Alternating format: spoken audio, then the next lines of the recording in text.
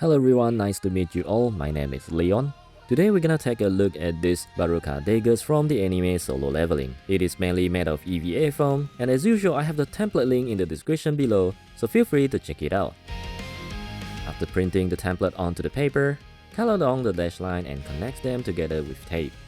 After that, I normally will stick the templates onto a cardstock because I normally will keep my template for future purposes, and it will last longer than my motivation. There are two different templates. One of it is the full details, and the other one is the base and the detail.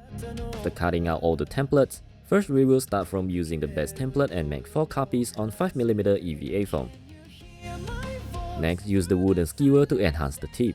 Trim the skewer a bit shorter, place it at the tip and mark it. After that, cut a shallow V groove just enough to slot the skewer in.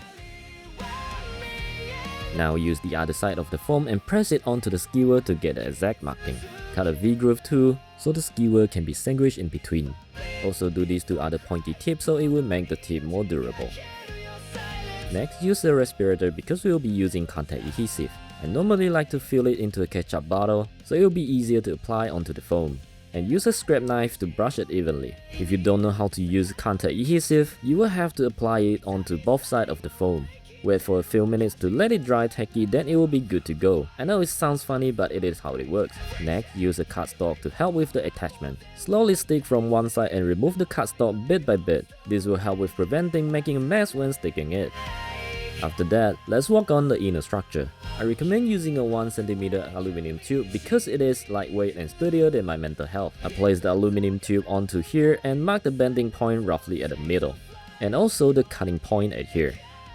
Cut it with a pipe cutter, and then bend it at the table edge to get something like this. Be sure to check the template to make sure it is on the center.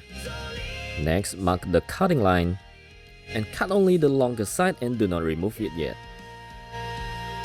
After that, avoid the middle part that we'll be removing afterwards, and apply contact adhesive. Attach one side first, and then remove this middle part. Next, use steel epoxy to fix the aluminum in place. To use a steel epoxy, all you have to do is mixing the A and B compound evenly, and use it like a normal glue. I use steel epoxy because other glue don't work well on metal. After that, sandwich the other side like we did previously. And now the base is done. And next we'll be sanding the blade edge. Using the template, I've marked the sanding guideline with a dash line. Next is the sanding time. I recommend using a Dremel rotary tool to do the sanding. First, use a rough sanding bit to remove most of the material first, and then use a smoother bit to smoothen the surface. The key here is to sharpen the blade part and then just rounding the handle, which means the blade part has to be kinda like flat and hard angle while the handle is a little bit curvy and round. Additionally, you can also use a belt sander but actually find it harder because of the limited size. After hours of sanding, it shall look like this. Next, let's add on the details. First, using the template and mark the details onto the dagger. And next, I manually extend the end so it can wrap around the dagger. And this part will also be added onto the final template. And then make 2 copies on 2mm foam. Snag the extended end first, then attach it onto the dagger.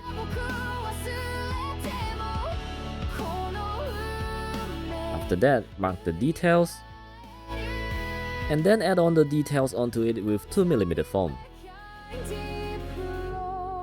Now let's move on to the next part. Similar to the other details, we'll be using 2mm foam for the pointy detail. I extended the edges manually and make copies with 2mm foam. After that, I add on the details with 2mm foam first. Then fix it onto the dagger. Now using the same method and extend the edges of this template. And then make 2 copies on 3mm foam and 2mm on this tiny part. After that, I first attach the small pieces first and this bigger piece next. As for the details, it is super simple, just add on with 2mm foam will do.